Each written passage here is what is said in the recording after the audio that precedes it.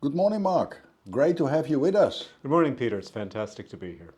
Yeah, well, Mark, we know each other for a long, long time, but how many years are you already in biomedical science?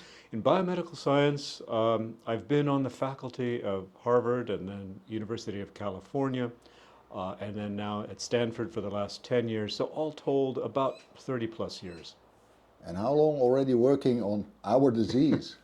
Well, actually, it's about the 10th year anniversary now since we met 10 years ago here in the Netherlands.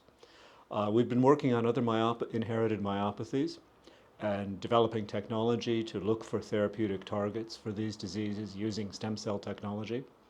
PLN disease in particular, 10 years since I met you. Yeah, you did a tremendous amount of work in it because if you look at the molecular mechanism, what the disease, you unrevealed it. What can you roughly, what do we know and what we don't know? So we know a fair amount about the disease, but much, of course, remains to be discovered that'll be useful to develop therapeutics. What we do know is that the R14del mutation damages the phospholamban protein in a couple of different ways. It makes it work more aggressively, which is a problem. But then it also gives it new activities that tend to throw a bit of sand in the gears of the works of a muscle cell. So ideally, a curative therapy would be to get rid of that protein, leaving you with the other copy, the other gene that you have. For every person has 2 copies of the PLN gene, and only 1 copy is bad. So a curative therapy, say gene therapy, would get rid of one of the 2 copies, leaving the other copy to function normally. And if you look in therapies, what therapies, what would you, and on the long term, what will be the ideal treatment and what is our options which are on the nearer for our patients? That's a very good question.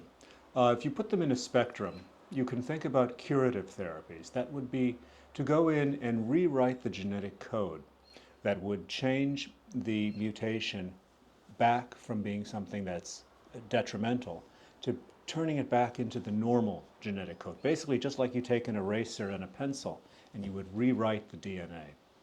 That form of gene therapy is a ways off into the horizon. We can see it working in a few instances in animal models. And for a much simpler disease indication, it has just happened in clinic. For phospholamban disease, that is still a ways away, although a lot of work is being done, but much remains to bring it to clinic. If you move down the spectrum to something that would be a gene therapy that would do what I said before, just obliterate the bad version of the gene, the bad copy that you have, that's also gene therapy, so still a ways away from clinic.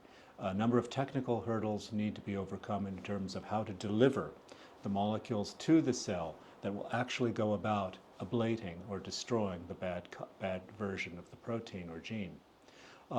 Now, back to more conventional treatments, if you move along the spectrum, something that would be specifically revert or block the mechanism that causes disease in PLN patients.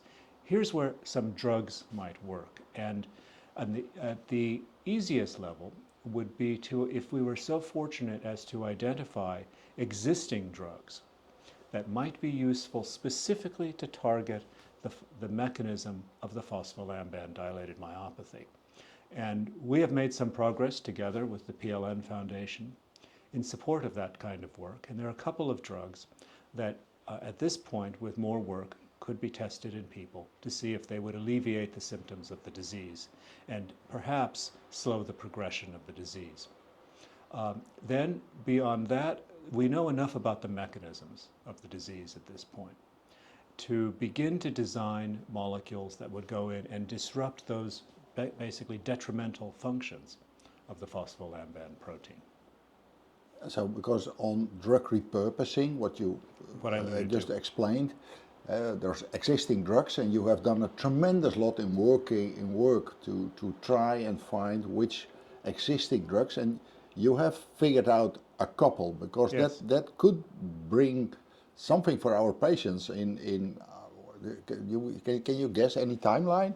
So that's perhaps the nearest term benefit that we could achieve. And so let me take a step back with repurposing and what it is. So it's the process of identifying a drug that's already approved for something else.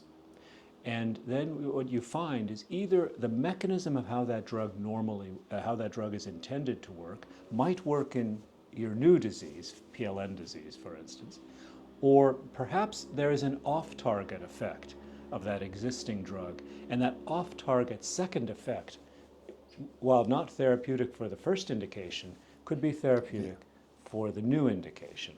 That is what we have found for an existing drug.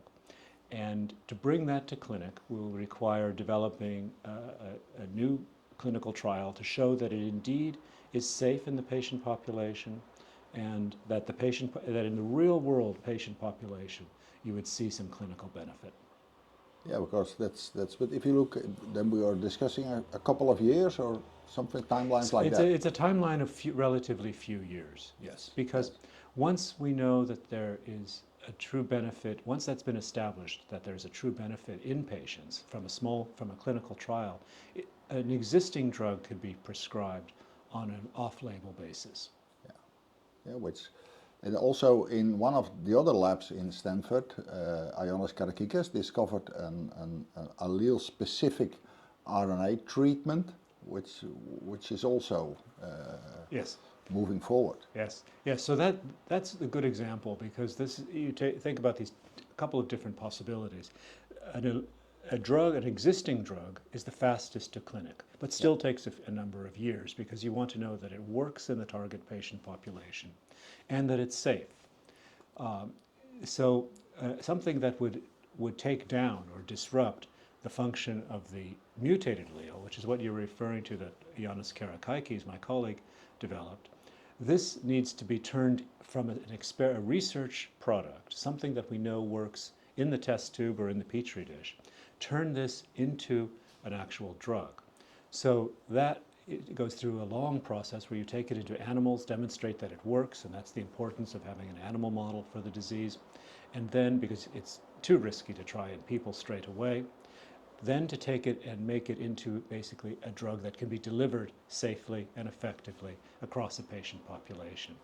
And that takes a number of years to figure that out and to then demonstrate that, unfortunately. Part of that also would require the involvement of a pharmaceutical company and, of course, regulatory approval by the government. And at the moment there is a company who has a treatment for heart diseases in general. Yes. We have been looking at that, and it might have, because it works through the I1C protein, which sort of influences our disease. Can you? Yes, sure. There's a lot of interest, of course, much broader, larger patient population than phospholamban, which is a rare disease. There is a lot of interest in treating heart failure in general, heart failure with so-called reduced ejection fraction. So that's when the heart can't pump an adequate amount of blood. So one of the mechanisms that's thought that could boost heart failure with reduced ejection fraction could also apply to the phospholamban disease, which in the end does create that problem. So therapeutics that are under development for heart failure with reduced ejection fraction are very logical to try in patients with a phospholamban disease. And this would be one of them. It actually specifically does target the phospholamban protein, which normally puts the brakes on cardiac contractility, and this would tend to alleviate those brakes, improving the cardiac contractility. It wouldn't be a specific treatment for the PLN disease, but nonetheless could be effective in slowing its progression. To see if that's really the case, we need to await clinical data. Yeah, but it is already in clinical trials. Already in clinical trials. So some people who are really ill could be included in these trials. That's right. And it might depend on several things. It might depend on the degree of disease. It might work better in more severely affected or in less severely affected patients. It'll be very exciting to learn the results of those trials. Yeah.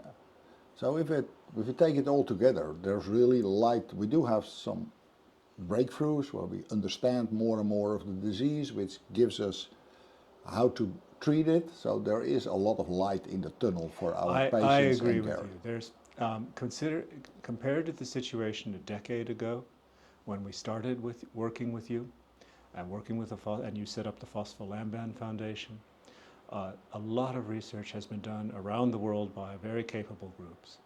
And this has led to understanding the mechanism of the disease, and more importantly, perhaps, understanding what possible therapies would look like. So the forefront of that is just emerging now and making its way towards clinic. The I1C project that you described is very advanced. But still a lot of work needs to be done to bring those therapies to reality and bring them to patients. So this requires a further understanding of therapeutic mechanisms that might revert or slow the disease, and then understanding what patient population, what group of PLN patients might benefit from which therapeutic.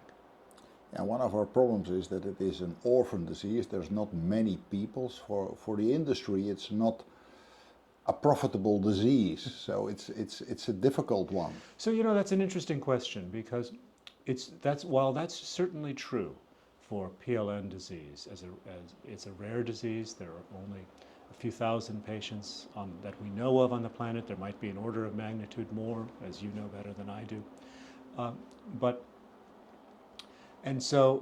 While there might not be a great profit to be made by a pharma company in treating this one disease, it's certainly something we need to do for the patient population.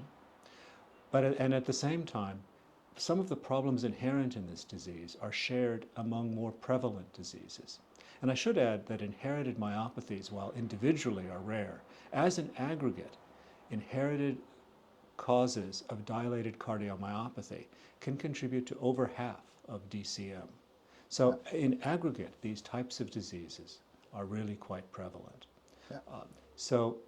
In terms of drug discovery, if we can understand the mechanisms of this disease, we could make something very specific to treat just this disease. Like cancer. Cancer isn't just one disease. If you are diagnosed with cancer, one of the first things that's done is to figure out the mechanism of that disease, usually by genetic testing. And then based on that mechanism, therapeutics are prescribed for you that target that mechanism. We look forward to the day when this would be the same for heart disease. We'd understand the genetic mechanism, one of those being PLN, and we'd give a therapeutic for that disease. So if we think about this as part of a broader enterprise, this is the direction we should be moving. But as you say, there's not really a great profit motive for one of these diseases. And that really is the importance of the work that you've done, is being able to seed this work so that it will happen. So that means that we still need a lot of donations from patients, families to drive the work forward until industry can move on with it. Yes. We made a lot of progress, I think, collectively as a field in the last decade. Yeah. But there still is a ways to go to bringing these therapeutics to clinic and understanding how to use them. So that's where we need the support of the people that you have been organizing. So people, there's light in the tunnel, still a lot of work to be done, and we need to keep the funding up and going, because then we can keep the Mark and his team moving forward with his very important work. Mark, thank you very much. Thank you very much, Peter. It's a pleasure.